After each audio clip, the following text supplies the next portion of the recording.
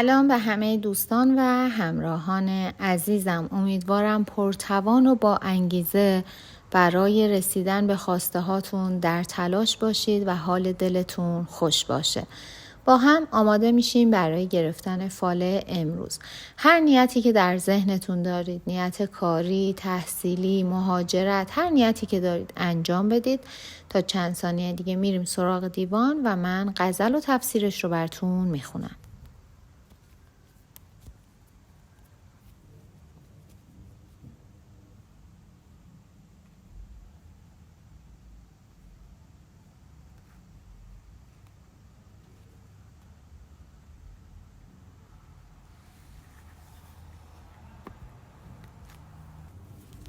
خب دوستان، اگر نیت هاتون رو انجام دادیم با هم ببینیم حافظ امروز چه توصیه‌ای برای ما دارن. مردم دیده ما جز به رخت ناظر نیست، دل سرگشته ما غیر تو را ذاکر نیست. اشکم احرام طواف حرمت می بندد، گرچه از خون دل ریش دمی طاهر نیست. بسته دام و قفس باد چو مرغ وحشی، طایر صدر اگر در طلبت طایر نیست. عاشق مفلس اگر قلب دلش کرد نثار، مکنش عیب که بر نقد روان قادر نیست. عاقبت دست بدان سرو بلندش برسد، هر که را در طلب همت او قاصر نیست. از روان بخشی عیسی نزنم دم هرگز، زان که در روح فزایی چو لبت ماهر نیست. من که در آتش سودای تو آهی نزنم، کی توان گفت که بر داغ دلم صابر نیست. روز اول که سر زلف تو دیدم گفتم، که پریشانی این سلسله را آخر نیست. سر پیوند تو تنها نه دل حافظ راست، کیست آن کش سر پیوند تو در خاطر نیست. خب دوستان، باید بگم در این غزل حافظ در واقع از یکی از شعرهای سعدی الهام گرفته و عاشق بیچاره جز به چهره معشوقش نگاه نمیکنه و اشکهایی که میریزه هرچند از خون دل اون در میاد ولی به دور معشوقش طواف میکنه. حافظ فقیر چون مالی برای اهدا کردن نداره قلبش رو نثار میکنه و در عشقش صبوره. اما در تفسیر این غزل حافظ میگه احساس رضایت از زندگی با داشتن شرایط بهتر متفاوته. شما گاهی احساس نارضایتی از زندگیتون میکنید که این حس بدی به شما میده. همه آدم ها دوست دارن که در شرایط بهتری نسبت به گذشته خودشون زندگی کنن و اصل موضوع انسان ها و انگیزشون همینه که دوست دارن پیشرفت داشته باشن نسبت به گذشتهشون و این هست که محرک کار و تلاش بیشتر اونها هست. اما همه اینها و این که گفته میشه احساس رضایت با شرایط بهتر متفاوته، اینه که خب شاید ما دور و برمون دیده باشیم افرادی رو که شرایط زندگیشون خب شرایط خیلی ایدئالی نیست، خیلی معمولیه، اما همیشه شور و شوق زندگی در اونها دیده میشه. با کوچکترین چیزی خوشحالن، سعی میکنن از داشته هاشون لذت ببرن و همیشه برای زندگیشون اشتیاق دارن و در مقابل همیشه افرادی رو دیدیم که علیرغم این که زندگی ایدئالی دارن اما همیشه ناراضی هستن. پس این احساس رضایت از زندگی در واقع ربطی به شرایط نداره.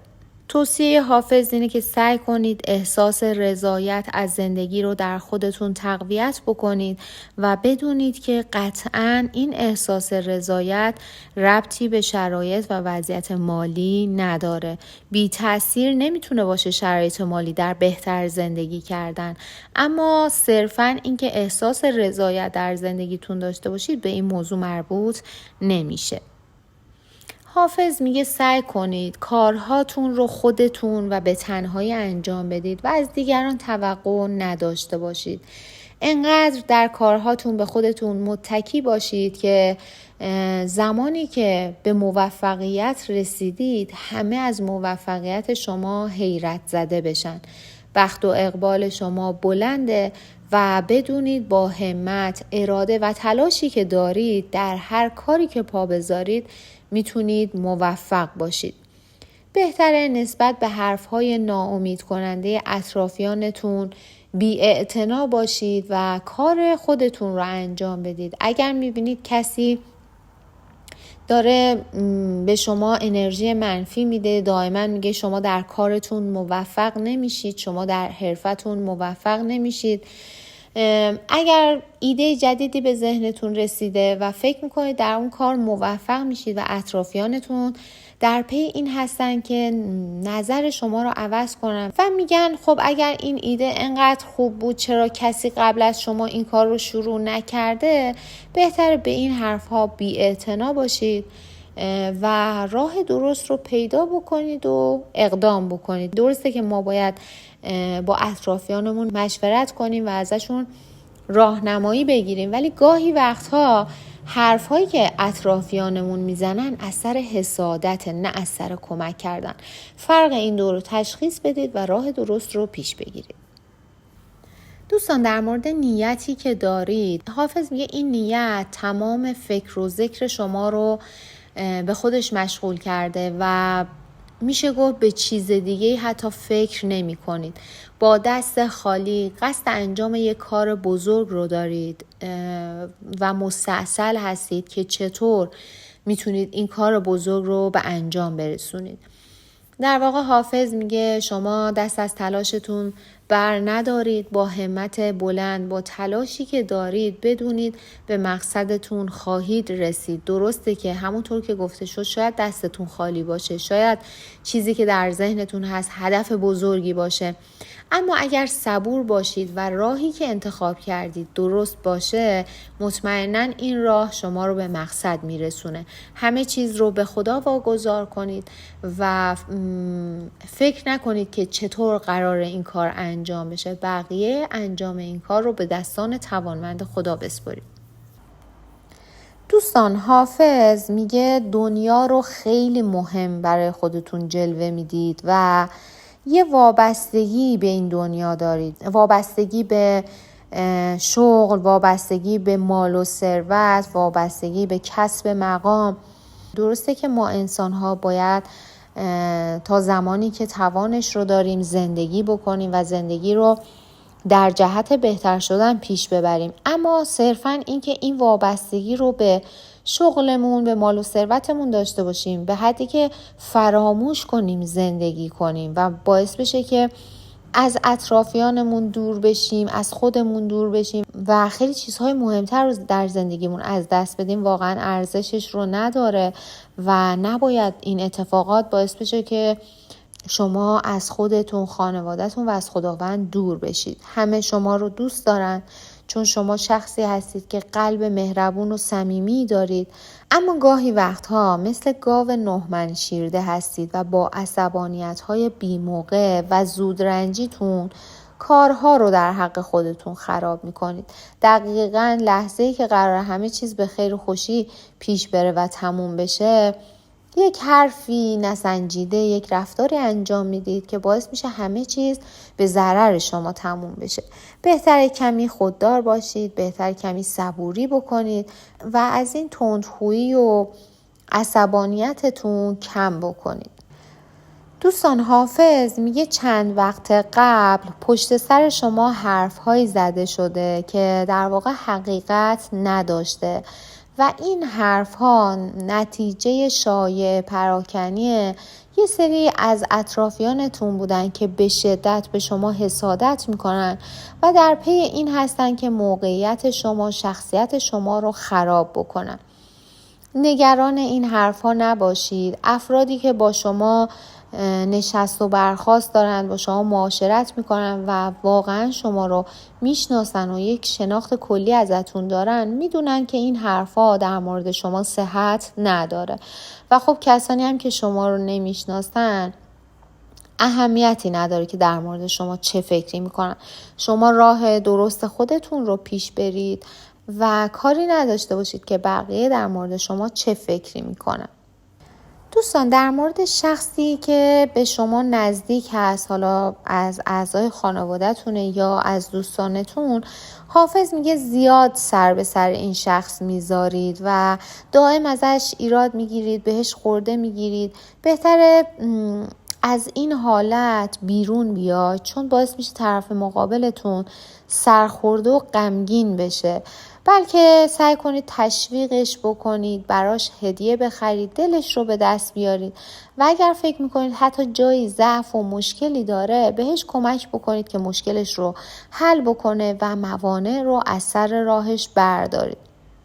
دوستان، در مورد نیت یا هدف یا کاری که قرار هست انجام بدید، حالا بستگی به نیتتون داره، حافظ داره شما رو آگاه میکنه که کسی سر راه شما دام پهن میکنه برای اینکه شما رو فریب بده. در واقع این شخص قصد فریب شما رو داره و یه کاری میخواد انجام بده که شما رو از هدف و مسیر اصلیتون دور بکنه و شما رو گمراه بکنه و بهتره در این مورد قدری با احتیاط عمل بکنید. در آخر هم دوستان، اگر نیت خرید و فروش داشتید، بهتر خرید و فروش رو به زمان دیگه موکول بکنید، چون در معامله‌ای که پیش رو دارید براتون ضرر و زیان اتفاق میفته. بهتر به تأخیر بندازید این معامله رو. و دوستانی که نیت مسافرت داشتن، باید بگم مسافرت براتون خوبه و اگر براتون سفر پیش اومد حتما این سفر رو قبول بکنید. برای بیمار هم دوستان، اگر نیت داشتید، باید بگم بیمار اوضاعش رو به بهبودی هست، اما بهتر بیشتر بهش رسیدگی بشه، هم از لحاظ جسمانی و هم از نظر روحی. دوستانی هم که نیت فرزند داشتن، حافظ میگه پدر یا مادر شما از شما رنجیده خاطر هستن. اتفاقی بین شما افتاده که چند وقتی هست از شما ناراحتی به دل گرفتن و دلشون شکسته. دوستان عزیز، پدر و مادر یک گوهر گرانبهایی هست که مثل و مانند اونها دیگه هیچ وقت برای ما نخواهد بود و دعای خیر اونها میتونه خیلی از بلاها رو از زندگی ما دور بکنه.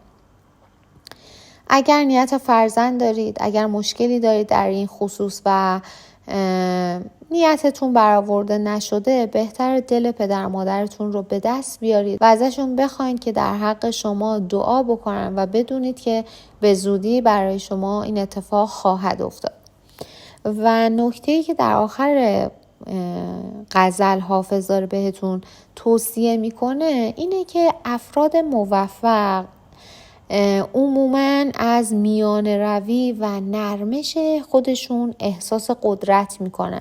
یعنی از اینکه با همه راه بیان، برای همه کاری انجام بدن و تعادل رو در زندگیشون برقرار بکنن، احساس ضعف نمیکنن، بلکه احساس قدرت میکنن. اما افراد ضعیف هیچ وقت دوست ندارن تعادل رو در زندگیشون برقرار کنن و حتی گاهی وقتها از موضع ضعف یا از موضع ستم با بقیه رفتار میکنن، بد اخلاقی میکنن، بد رفتاری میکنن، زورگویی انجام میدن نسبت به اطرافیانشون و این خصلتی هست که باید از خودتون دور بکنید. اگر میخواید زندگی راحتی داشته باشید، افکارتون راحت باشه، وجدانتون راحت باشه، احساسات راحتی داشته باشید، بهتر در همه کارهاتون تعادل و نرم بودن و مهربون بودن رو رعایت بکنید. همیشه رضایت اطرافیانتون رو در نظر بگیرید، چون همونطور که قبلتر هم گفتم در غزلهای قبلی، گاهی وقتها گره هایی که به زندگی ما میفته به دلیل ناراحتی ها و کدورت هایی هست که بین ما و عزیزانمون پیش میاد. بهتر سعی بکنیم دل اطرافیانمون رو به دست بیاریم و قدر روزها و لحظه ها، قدر اطرافیانمون رو بدونیم. هیچ کس از اینکه قراره یک لحظه دیگه چه اتفاقی براش بیفته مطلع نیست و به قول معروف ممکنه یه وقتی به خودمون بیایم که ببینیم چقدر زود دیر شده. دوستان عزیزم، ازتون ممنونم که امروز هم وقتتون رو در اختیار من گذاشتید و با من همراه بودید. اگر این چنل ذره‌ای به خوب شدن حالتون کمک میکنه، فارغ از این که فالی که گرفته شد با نیت شما مرتبط بوده یا نه و از اونجایی که این چنل متعلق به شما عزیزان هست، بهترین و راحت ترین کاری که میتونید بکنید تا به من انگیزه و انرژی مضاعف بدید اینه که ویدیوها رو لایک بکنید، چنل رو سابسکرایب بکنید، کامنت انگلیسی بذارید که سابا نریزه و چنل رو به دوستاتون، عزیزانتون و هر کسی که دوستش دارید معرفی بکنید. این کار شما خیلی خیلی با ارزشه و باعث رشد چشمگیر چنل میشه. ازتون ممنونم و به خدای بزرگ میسپارمتون.